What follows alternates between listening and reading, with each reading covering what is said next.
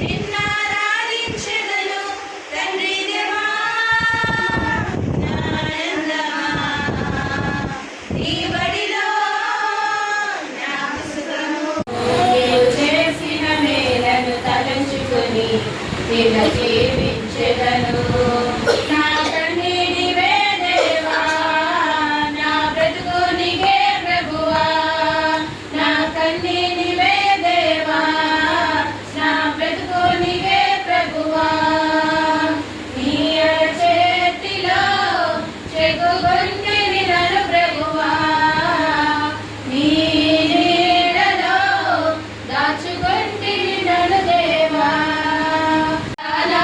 నాదుడా పునరుద్ధానుడా విజయశీలుడా నా ప్రాణనాథుడా మూడు వారిన నా జీవితం చిగురించేనయ్యా అంధకారము తొలగించే వెన్నెల నీవయ్యా మూడు వారిన నా జీవితం చిగురించేనయ్యా అంధకారము తొలగించే వెన్నెల నీవయ్యా నా చేయి పట్టి నన్ను నడిపిన రాజు నీవయ్యా.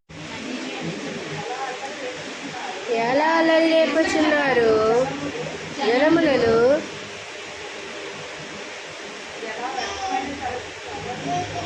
ఎలా విధమైన దాన్ని తలంచుచున్నవి మనము వాడి కట్లు తెంపుదాము రండి వాడి పాశములను మన యొద్ద నుండి పారివేదము రండి అని కావాలయ్యా యేసయ్యా కావాలయ్యా నీ ఆత్మ అభిషేకం కావాలయ్యా యేసయ్యా కావాలయ్యా నీ ఆత్మ అభిషేకం రాజ్యం అందమైన రాజ్యం అందులో నేను నివసింతును నా యేసురా.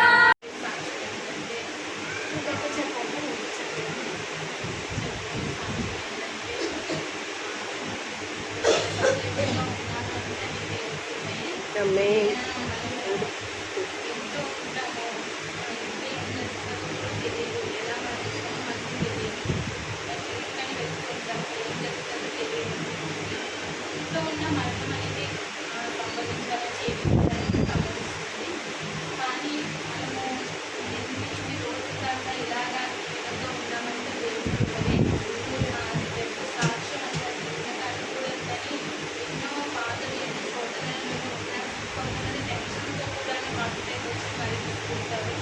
అలాగా మనకి పరిమితంగా ఉన్నామని తెలుస్తుంది. అదేవిధంగా నేను ఫస్ట్ స్టార్ట్గా అనమాట నేను వచ్చిన కొత్తలో ట్యాంక్స్ కట్టాలన్నమాట నగర్లో ఆ మూలమైన దాన్ని చాలా మందికి తెలియదు. అంటున్నాడు దేవునికి భయం కలిగి ఉండడానికి ఏంటి మూలం? తెలివికి మూలం.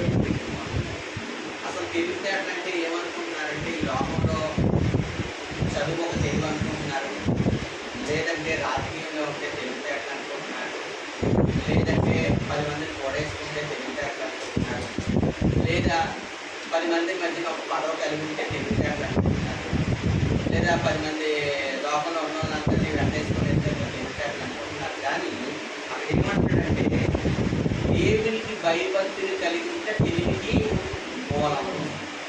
అసలు తెలివికి మూలం ఏంటంటే దేవునికి భయపడ్డా. దావీదు ఉన్నాడు,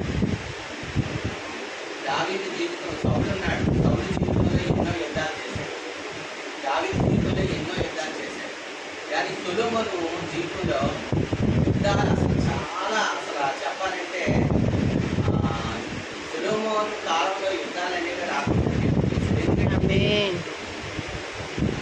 తెలివి దావీదుకి తెలివి ఉంది, మళ్ళా సౌలుకి తెలివి ఉంది. కానీ దేవునికి భయపడి ఉంటే ఏముంటుందండి? తెలివికి మూలం.